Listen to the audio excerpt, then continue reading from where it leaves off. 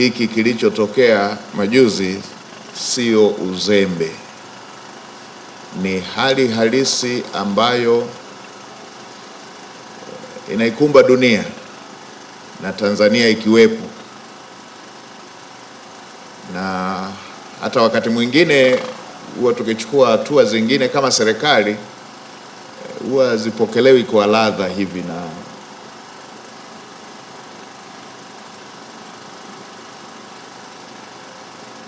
Watanzania kwa ujumla, na si kwa Tanzania tu,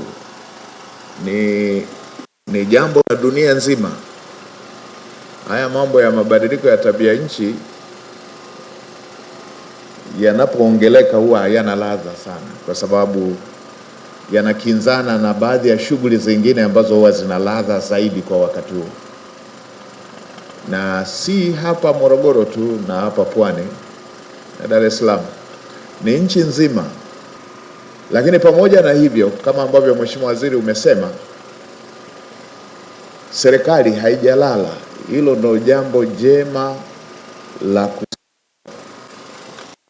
serikali haijalala. Wale mabingwa wa kuelezea watu kuhusu matatizo, wao wanaweza leo, wameona baada ya kina cha maji kupungua, baada ya mto kukauka, ndio wanalalamika leo, wale mabingwa wa kuelezea matatizo.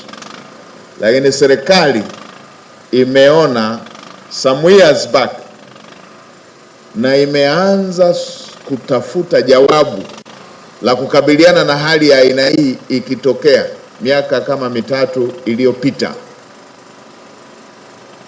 kwa kujenga mradi mkubwa ambao utatoa jawabu mbadala inapotokea hali ya aina hii. Kwa hiyo tuwaambie wale waliozoea kuelezea matatizo, wanajibanza huko, wanafugwa huko nchi za nje, wanafugwa huko, hawafanyi jitihada zozote kuhusu nchi hii.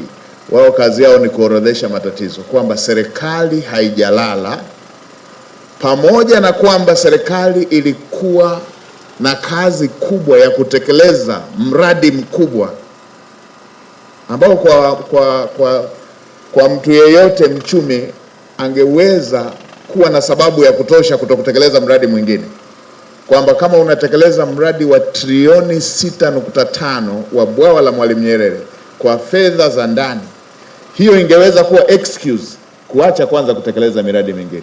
Lakini bado serikali, kwa kutambua dharura za aina hii, imetoa zaidi ya bilioni 100, imeendelea kutekeleza mradi ambao si tu kwa ajili ya maji, utafanya pia kazi ya masuala mengine ya kijamii: umeme, umwagiliaji, mifugo na kadhalika.